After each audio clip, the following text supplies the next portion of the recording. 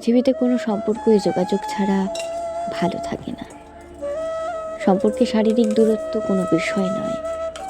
যদি সে সম্পর্কে পরস্পরের সাথে নিয়ম করে যোগাযোগ রাখে, কথা বলে, সময় দেয় এবং মন থেকে ভালোবাসে। যোগাযোগহীনতায় কোনো সম্পর্কই ভালো থাকতে পারে না। সম্পর্কে একে অপরকে ভালোবাসলে এমনিতেই যোগাযোগের পথ মসৃণ হয়। দিনের পর দিন কথা হয় না বলে, দেখা হয় না বলে অনিয়মে কোনো সম্পর্কই বেশি দিন টেকে না। আপনি যদি সম্পর্কের মানুষটার সাথে কথা না বলেন, তাকে না শোনেন, তাকে সময় না দেন, তবে সেই মানুষটার মনের অবস্থা কী করে বুঝবেন? সম্পর্কে নিয়মিত কথা না হলে সেখানে আদৌ ভালোবাসা আছে কিনা তা নিয়ে যথেষ্ট সন্দেহ থেকে যায়। সম্পর্কে যোগাযোগহীনতা তখনই সৃষ্টি হয় যখন এক পক্ষের উদাসীনতা চরম আকার ধারণ করে, যখন গুরুত্বহীন হয়ে পড়ে সম্পর্ক এবং সম্পর্কের মানুষ। পৃথিবীর সমস্ত ক্লান্তি নিয়ে, বিষণ্ণতা কিংবা হতাশা নিয়ে মানুষ তার ভালোবাসার মানুষটার সান্নিধ্যে থাকতে চায়। সামান্য শান্তির আশায় ভালোবাসার মানুষটার পাশে থাকতে চায়।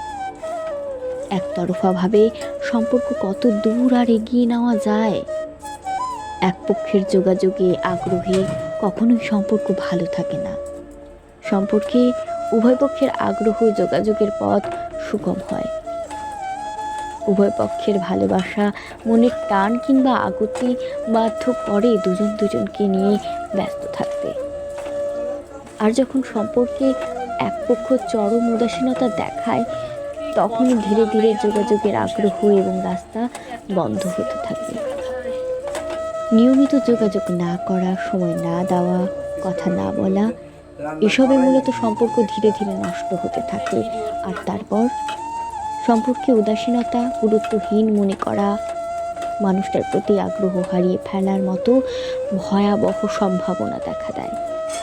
যে সত্যিই ভালোবাসে, সম্পর্ক ভেঙে যাওয়ার ক্ষত বা যন্ত্রণা সে নিতে পারে না।